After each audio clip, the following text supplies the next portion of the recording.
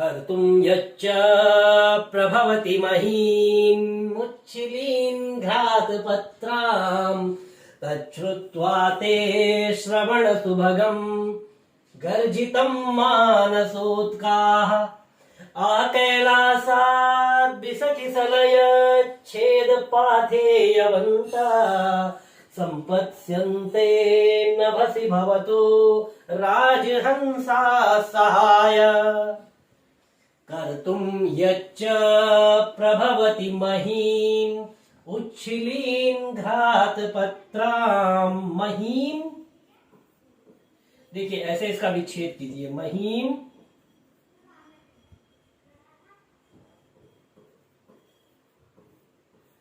उच्छलीन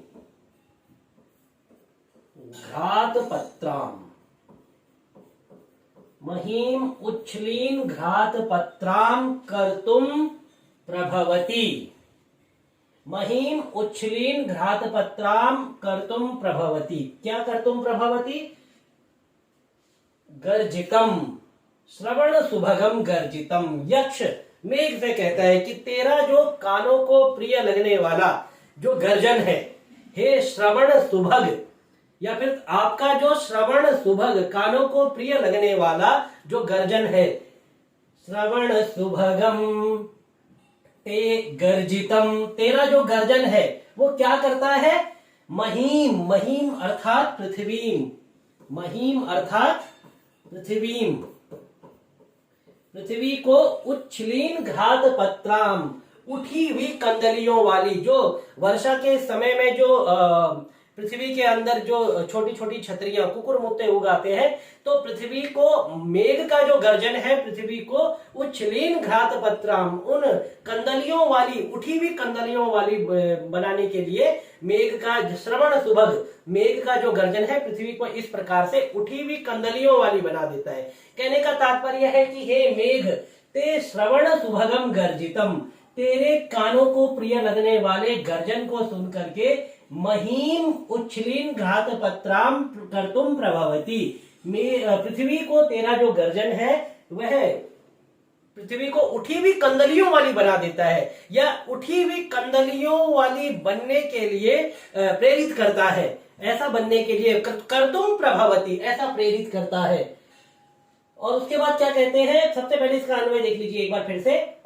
ते श्रवण सुभगम गर्जितम महीम उच्छलीन घ्रातपत्राम कर्तुम प्रभवति, तेरा जो गर्जन, तो जो गर्जन के लिए यहां पर दे दिया यच्च, कर्तुम यच्च प्रभवति महीम, कर्तुम यच्चा करने के लिए प्रभवति, किसको प्रभवति? महीम प्रभवति, मही को क्या करने के लिए प्रभवति? उच्छलीन घ्रातपत्राम, उठी हुई कंदलियों वाली करने के लिए प्रभवति, ऐसा जो है पृथ्वी को उठी हुई कंदलियों वाली बनाने के लिए उत्सुक कर देता है, या पृथ्वी को उठी हुई कंदलियों वाली बना देता है। क्या बना देता है? मेघ का श्रवण सुभग जो गर्जन है वो पृथ्वी को उठी हुई कंदलियों वाली बना देता है। और क्या होता है आपके गर्जन को सुनकर के? यक्ष मेघ से कहता है तच्छ्रुत्वा, तच्छ्रुत्वा, तत् गर्जनम श्रुत्वा, तेरे गर्जन को सुन करके, तच्छ्रुत्वा, तेरे गर्जन को सुन करके, तत् धन श्रुत्वा, ऐसा है यहां पर। और इसके बाद शश छोटी एक सूत्र है, शश छोटी, जया परस्य सस्य छो वा अटी, तो यहाँ पर शश छोटी सूत्र से श को छ हो जाता है, तो श्रुत्वा का श छ में बदल जाता है। तो वहां पर तच्छ्रुत्वा, तच्छ्रुत्वा उसको सुन करके, तेरे गर्जन को सुन करके, मानसोत्काह, मान सरोवर की ओर जाने वाले जो राजहंसा, जो राजहंस है, मान सरोवर की ओर जाने वाले जो राजहंस है, मानसोत्का, जो मान सरोवर जाने की इच्छा करने वाले जो राजहंस है, वो राजहंस क्या करते हैं? आकैलासाद बिसकिसलयच्छेद पाथेयवंता, राजहंसा, ये राजहंसा का विशेषण है। आकैलासाद बिसकिसलयच्छेद पाथेयवंता मानसोत्का राजहंसा ते सहाय, ते सहाय भवतो, तेरे सहाय हो जाएंगे। कहां पर? संपत्स्यन्ते नभसि, आकाश में तेरे सहायक हो जाएंगे। अब इसको एक बार सामान्य अर्थ के साथ समझिए। सबसे पहली 2 लाइनों में कहा गया कि तेरा जो गर्जन है हे श्रवण सुभग, या तेरा जो श्रवण सुभग गर्जन है वह पृथ्वी को उठी हुई कंदलियों वाली बना देता है। पृथ्वी में जो कुकुर मुत्ते उगाते हैं ऐसा पृथ्वी को बना देता है। मतलब कहने का तात्पर्य है पृथ्वी में आपका गर्जन सुन करके, क्योंकि वर्षा ऋतु में प्रायः वो जो कंदलियां हैं वो उग करके आ जाती है, तो पृथ्वी को कंदलियों वाली बना देता है तेरा गर्जन। सबसे पहली 2 लाइनों में ये बात की। दूसरी, तीसरी, चौथी लाइन में कहते हैं कैलासाद बिसकिसलयत् छेद पाथेयवन्त संपत्स्यन्ते नभसि भवतो राजहंसा सहाया। कैलासात, आंग मर्यादा वचन है। यहाँ पर जो है आ का प्रयोग, जो आ उपसर्ग का प्रयोग किया गया है, ये है मर्यादा वचन में, आंग मर्यादा वचनी। तो यहाँ पर इसका अर्थ होगा कैलाश तक। आ कैलासात, कैलाश तक। बिसकिसलयत् छेद पाथेयवन्तः, बिसकिसलयत् मतलब जिन्होंने कमल की नाल का जो अग्रभाग होता है उसके टुकड़ों को बिसकिसलयत् छेद, बिसकिसलय कमल के छेद अग्रभाग को पाथेय, पाथेय उसे कहते हैं जो रास्ते में कभी हम कहीं जाते हैं तो रास्ते में अपने लिए खाने के लिए कुछ भोजन लेकर के जाते हैं, जो पथ में खाने वाला भोजन होता है उसको पाथेय कहते हैं। तो ये राजहंस कहते हैं आ कैलासात, ये कैलाश तक नभसी, आकाश में तेरे साथ चलेंगे, तेरे सहाय हो जाएंगे। अब जो भी बात की गई है वो सब के सब हंस का विशेषण है, हंसों का विशेषण है। तो ये हंस तेरे साथ कैलाश तक साथ चलेंगे आकाश में। अब हंस कैसे है? बिसकिसलयत् छेद पाथेयवन्ता, बिसकिसलयत् जिन्होंने कमल की नाल के अग्रभाग को तोड़ करके, छेद पाथेयवन्ता अपने उसके अपने रास्ते के भोजन के लिए जिन राजहंसों ने पाथेय बना लिया, रास्ते का भोजन बना लिया है, ऐसे जो राजहंसा, ऐसे राजहंस नभसी आकाश में सहाया तेरे सहायक होंगे। कहां तक सहायक होंगे? आ कैलासाद, कैलाश पर्वत पर्यंत, क्योंकि तुझे अलकापुरी जाना है और अलकापुरी तुझे जाना है तो तुझे कैलाश पर्वत होकर के जाना होगा।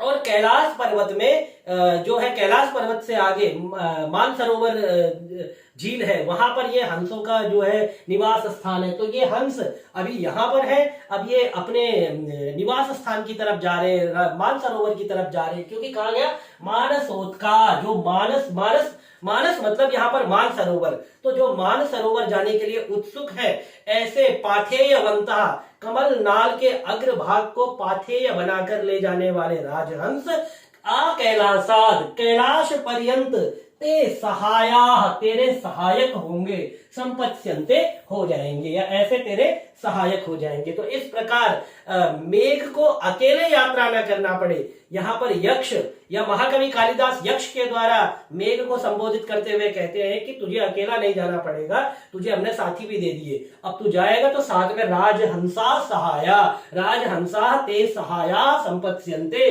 राजहंस तेरे सहायक हो जाएंगे। कहां तक सहायक हो जाएंगे? आ कैलासाद बिसकिसलयत् छेद पाथेयवन्ता संपत्स्यन्ते नभसि, आकाश में भवतो राजहंसा सहाय। भवतः षष्ठी एक वचन, ठीक है, और भवतः एक जगह बनता है पंचमी एक वचन में भी, और भवतः बनता है द्वितीया बहुवचन में भी, भवान भवन्तौ भवन्ता भवन्तम भवन्तौ भवतः, और पंचमी षष्ठी में भी भवतः बनता है। तो इस प्रकार से यक्ष ने मेघ को बताया कि राजहंसा सहाया ते सहाया भविष्यन्ति, ते सहाया संपत्स्यन्ते। आगे बढ़ते हैं श्लोक में और इसका व्याकरण भी एक बार देख लेते हैं। व्याकरणात्मक टिप्पणी में इसका देखते हैं हम। उच्छलीन घात पत्राम, ये देखिए ये पूछा भी जाता है, उदगतानी, उच्छलीन का करते हैं पहले, उदगतानी शिलींध्राणी एव आतपत्राणी, ये इस तरह से ये जो ऐसे ऐसे बन जाते हैं और ये छतरी बन जाती है ना, ये बरसात में, इसको कुकुरमुत्ता भी कहते हैं। तो सामान्य भाषा में इसको हिंदी में कुकुरमुत्ता कहते हैं। तो ये उगाते हैं, तो इन्हीं की बात कर रहे हैं। शिलींध्राणी एव आतपत्राणी यस्याम, यहाँ पर बहुब्रीहि समास है, ठीक है। प्रभवती भू प्र उपसर्ग पूर्वक भू धातु लट लकार प्रथम पुरुष एक वचन प्रभवति। श्रुत्वा, श्रु धातु से त्वा प्रत्यय, ये कट जाएगा तो आपका बन जाएगा श्रुत्वा। कट जाएगा क्या, यहाँ पर जो है अनुबंध लोप हो जाएगा, कट जाएगा, हम उसको सामान्य समझाने के लिए कहते हैं। अनुबंध लोप हो जाएगा तो श्रुत्वा बन जाएगा। मानसोत्काह, मानस जाने के लिए, मानसे सरसी उत्काह सप्तमी तत्पुरुष, ये याद रखना बहुत इंपॉर्टेंट है। मानसे सरसी उत्काह सप्तमी तत्पुरुष समास है। बिस किसलय छेद पाथेयवन्तः, बिसस्य किसलयानि पंचमी तत्पुरुष, ठीक है। बिसस्य किसलयानि, बिस कहते हैं इसको, ये कमल, कमल के किसलय, तेषाम छेदा, उनका अग्रभाग, यहाँ पर षष्ठी तत्पुरुष, एव पाथेयम तदस्ति येषाम इति बहुब्रीहि समास। तो ये समास आप बीच बीच में इसको वीडियो को बार बार सुनेंगे तो, क्योंकि एक दो बार में ये याद होने वाले नहीं है। कितना भी आप कहेंगे हमने एक बार में आपको समास याद हो गए, वो होने वाले हैं नहीं। तो इसीलिए आपको बार बार उसको सुनना पड़ेगा, बार बार आप उसको सुनिए, ये समास भी आपको याद हो जाएंगे। और एक बार अगर ये पूरी ये जो वीडियो है, जो मेघदूत के जितने भी श्लोक हम आपको दे रहे हैं, हम आपको पूरा देंगे, पूर्व मेघ उत्तर मेघ पूरा देंगे। तो अगर आपने 2 बार एक श्लोक को सुन लिया, अब ऐसा नहीं कि एक ही बार दिन में 2 बार सुन लिया, एक बार पूरा सुनिए और एक बार फिर दोबारा से पूरा सुनिए, उसके बाद आपको आवश्यकता नहीं पड़ेगी।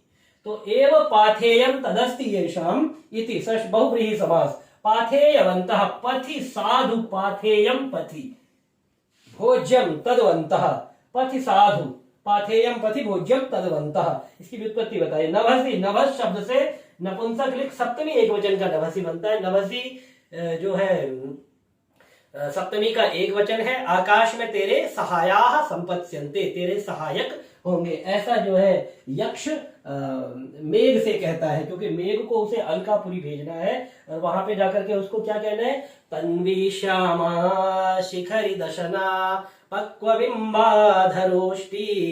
अपनी पत्नी के बारे में बात करता है कि वहां पर जाकर के तुझे किसको देखना है, तन्वी श्यामा शिखरी दशना पक्वबिंबाधरोष्टि। और मैं कब वापस आऊंगा, इसके बारे में जब यक्ष बताता है, शापांते में भुजग शयना दुत्थिते शार्ंग पाणे। जब भगवान विष्णु अपने शयन से उठ जाएंगे, कहने का तात्पर्य सीधे सीधे कि हरि प्रबोधन एकादशी, जिसे हम देवोत्थानी एकादशी कहते हैं, उस दिन हरि अपनी उससे उठ जाएंगे। देवोत्थानी एकादशी में हरि जो है अपनी निद्रा से उठेंगे, तो उस दिन जो है मेरा शापांत होगा, उस दिन मैं वापस आऊंगा। तो हरि प्रबोधिनी एकादशी, यण संधि कर दीजिए, हरि प्रबोधिन एकादशी के दिन या देवोत्थानी एकादशी के दिन यक्ष के शाप का अंत होता है। क्योंकि यह प्रश्न पूछा गया है कई बार कि इसकी शापांत अवधि क्या है, इसका शाप किस दिन समाप्त होगा। तो अगर ऐसा प्रश्न आता है, यद्यपि हम जब ये श्लोक पढ़ेंगे तो करेंगे ही, लेकिन अभी आपको बता देते हैं, साथ साथ में जो याद आ रहा है आप करते चलिए, क्योंकि अब कब वहां पहुंचेंगे उससे पहले जो छोटे छोटे प्रश्न याद आते हैं उनको हमें कर लेना चाहिए। तो आज मेघदूत के इसी श्लोक पर हम अपने पाठ को रोकते हैं, अगला फिर आपके लिए लेकर के आएंगे।